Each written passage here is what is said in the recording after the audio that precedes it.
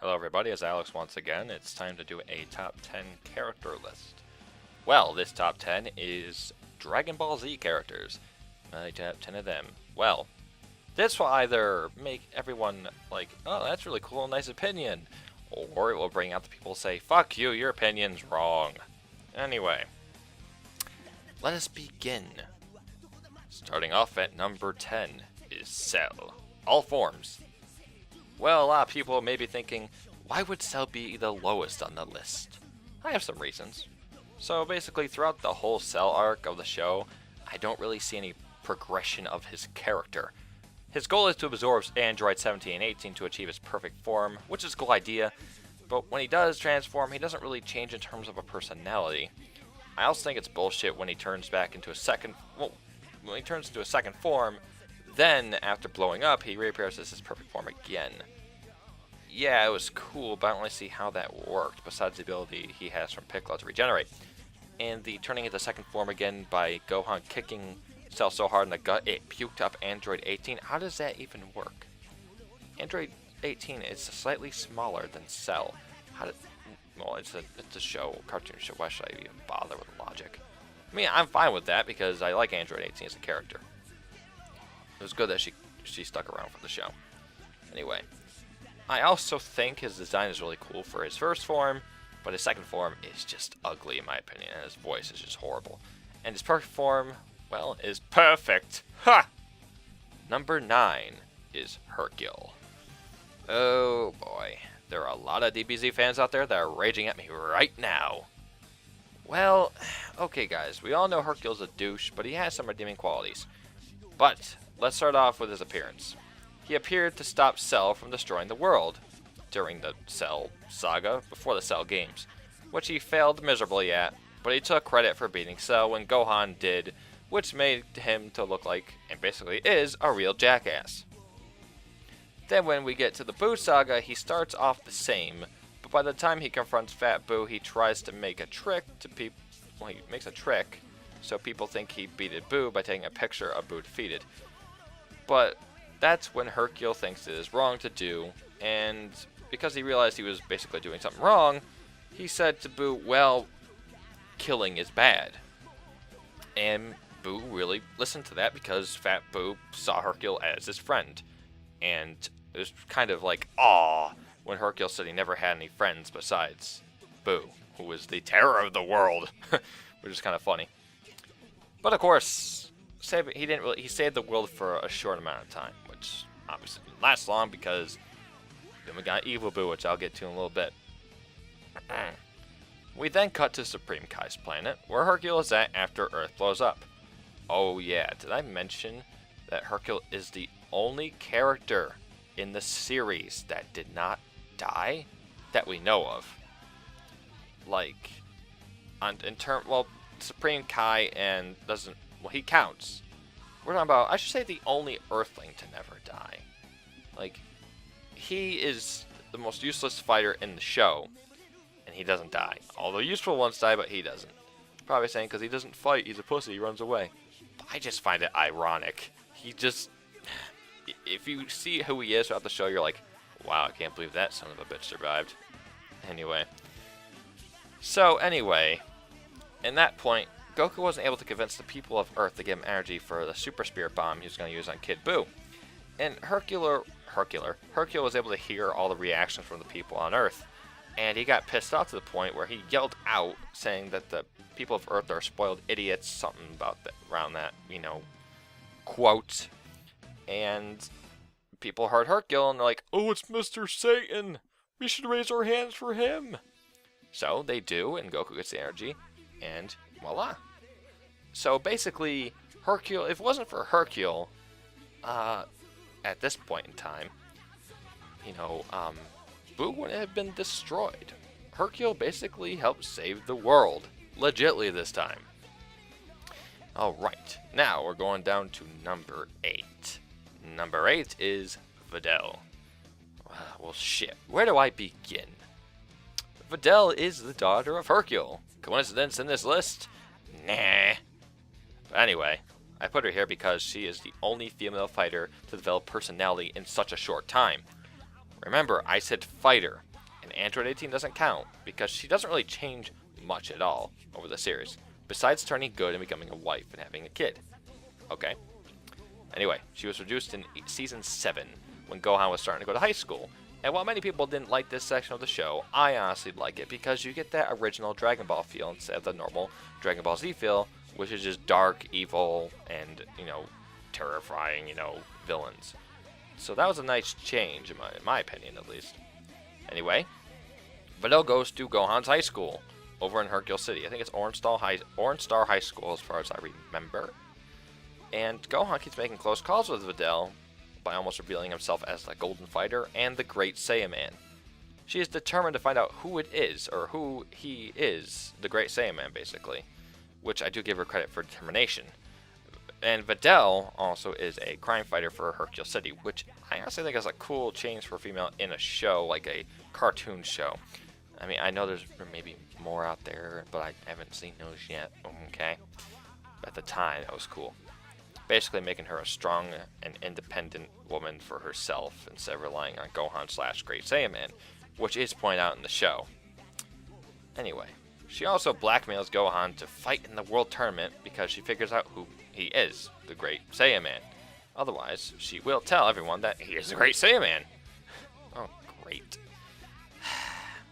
So anyway, throughout the next couple of episodes, she goes to Gohan's house where she wants to learn how to fly and control energy. And I'm like, okay, I guess you get to see some, relationship time with Gohan and Videl. It doesn't really come off that way. But anyway, I thought that was kind of nice. You got to see a bit more of that original Dragon Ball, jokey style going on here. And before the tournament, like a couple episodes before it, she changes her hairstyle. She used to have ponytails, which I didn't really like on her. I'm like, ew. I see the ponytail part or side of Videl as the bitchy part. They're like the devil's horns, except they're pointing down. But then she comes back with short hair. Now, I don't know if this was her that made my interest in women with short hair rise, but I'm going to roll with it because my girlfriend has short hair. Coincidence? Nah.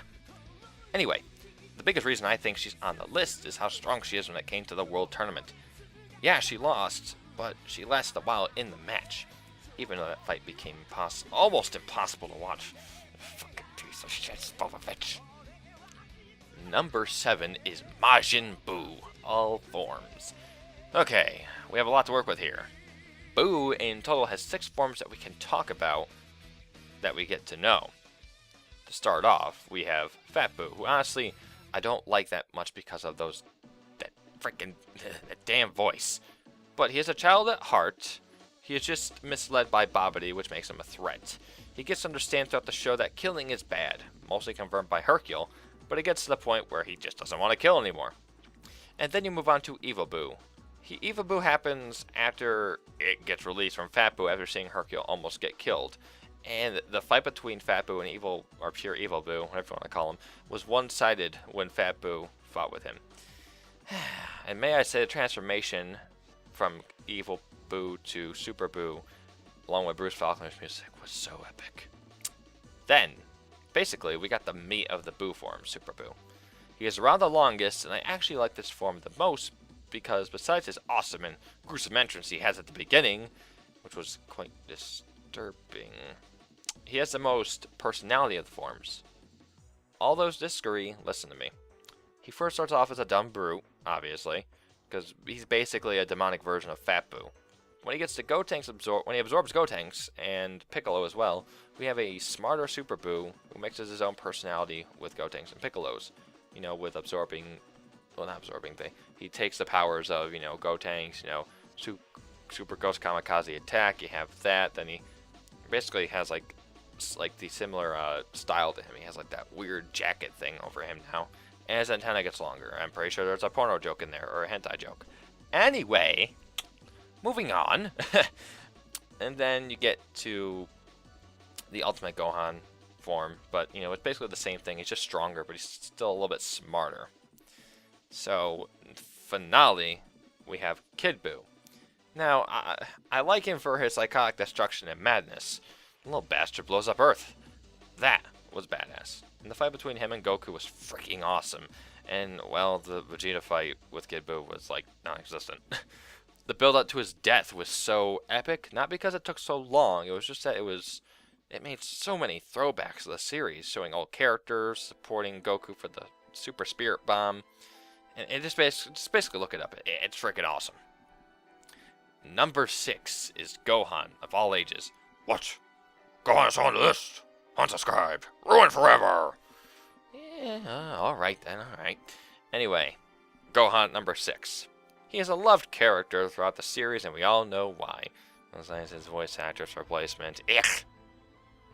I put him here because, yeah, he is the son of Goku, but besides that, he didn't really do much until the Cell Saga.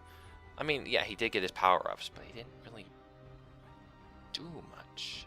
You know what I mean? What I mean by that is he'd be strong as fuck for a little bit, and then get outclassed quickly. A good showing of this is in the Frieza Saga, when he got the power up from Super Kame Guru. Guru. He did become stronger with it, but it didn't pose a threat to Frieza. And then in the Cell Saga, he finally ascended to a Super Saiyan 2, past Goku and Vegeta Super Saiyan 1. Actually, Vegeta had like this weird in-between stage, so But, you know, he has a purpose in the show finally. He does wipe out Cell, and then after that, he doesn't defeat anyone. And as far as I remember, he doesn't actually kill anyone in the show. He gets outsmarted by Super Buu, and then, whoop-de-doo, you all know what happens then. Number 5 is Krillin. Why would Krillin be higher than Gohan? Well, oh boy. Krillin is obviously, you know, this is the beginning of the Dragon Ball show, like, series ever, Goku's best friend. And he was pretty relevant throughout the whole series until the Buu Saga, when it seems like there's a pattern there. Weird. And when he was relevant, he killed more people than Gohan ever did. Wow, LOL. It's not about kill count here, but that's something to point out, I guess. Krillin has always been the supportive character to Goku in the show, and he never fails to get the job done for the most part. And hell, his death during the Frieza Saga was enough to set off Goku's temper to the point of the Super Saiyan transformation. Oh, and Krillin is quite the lucky guy for getting Android 18 as his wife. That lucky son of a bitch. And he has hair. Ruined forever. Number 4 is Piccolo. Oh yeah, now we're talking. Piccolo's in this spot because he obviously is a badass for one, and was a very supportive character in the series. You first have his character development throughout the show, and it's quite clear he went from being a bad guy to being the good guy by the... he changed from a good guy by the Nappa fight and the Nappa and Vegeta fight. Oh, never mind on that. Anyway, he is the smartest character among the Z fighters, and he mentors Gohan, making Gohan a strong fighter. And I find it funny that Gohan didn't hate Piccolo for as much as an ass he was to him. But, you know, Gohan melted his cold heart away by Piccolo saying to Gohan that, you know, Gohan was his only true friend, and that basically made him not pure evil anymore. So that was nice, you know, that feel, right? You know that feel? Anyway, he also does mentoring to Kid Trunks and Goten Season 8, which was a good throwback to the beginning of the series. I think I'm starting to see a trend with the Buu Saga. Number 3 is Frieza. Ah, yes, Frieza. He cannot not be on this list. Anyway, Frieza deserves this spot because he originally is the reason why the series happened, at least according to Kira Toriyama, or at least what we see. In the first episode, unless it was only in Kai, it shows who destroys Planet Vegeta, and you just know he will appear later. With the appearance of Raditz, Nappa, and Vegeta, you are introduced to the Saiyan race, which was basically like, oh, Planet Vegeta, huh? Vegeta appears, wow, there must be some type of, connection. And you think, oh, I wonder if he will appear soon. Then bam, the remaining Z fighters have to go to Namek to find the Dragon Balls to wish their friends back to life. And Frieza is there, for the Dragon Balls for immortality. He slaughters basically the entire Namekian race, and he does fight Vegeta, Krillin, and Gohan, but of course he just about wins until Goku arrives, and honestly this fight has to be the most powerful in terms of its reasoning behind it, and it has the most tension, because Goku at this point is the last pure-blood Saiyan alive because Vegeta was killed by Frieza. And Vegeta told Goku before he died, or while he was dying, that he must defeat Frieza to avenge the Saiyan race and end the source of the problem forever. And Frieza himself is just a douche that has no mercy for his opponents, and his personality does not change much at all. And thanks to his pure evil personality, he was able to bring out the Super Saiyan power of Goku, which is then turned into one of the best fights of the show. Number 2 is Vegeta. Vegeta. We love you, but we hate you at the same time. Everyone knows who Vegeta is. He is the Prince of all Saiyans. And I really don't need to go into the backstory, but I like him because of his character progression. He starts off as a ruthless killer that has no mercy, but after the fight on Earth plus the Frieza fight, he became somewhat of an anti-hero. Right around the Cell Saga, he basically was the good guy. Then we hit the Buu Saga. Now, personally, I like Vegeta in the Buu Saga because he has to deal with possession, and he has to overcome it. So, when he gets possessed by Babidi, he turns back into his old evil Saiyan ways, and he wants to challenge Goku for one last battle. And while he's being possessed by Babidi, Babidi doesn't have full control over him. He's resisting it the entire time. And if you look up the entire Majin Vegeta fight, you know, everything that happens, you'll just see damn, that's fucking cool. Anyway, the Goku versus Vegeta fight at this point was one of the best because, well, it's freaking Goku versus Vegeta. And this was another throwback to the beginning of the series. Okay, wait. The Buu Saga is just full of throwbacks. And I'm okay with that. He then, by the end of the show, just gives up his pride and admits that Goku is stronger than him and is the best. It was so nice to hear him admit that after watching the whole series up to that point. It really was. Number 1 is Goku. Wow, no one saw that coming. Goku. Damn, where do I begin? He obviously is obviously almost everyone's favorite character, and for good reason. Goku himself is one of the nicest, yet most brutal fighters in any show ever.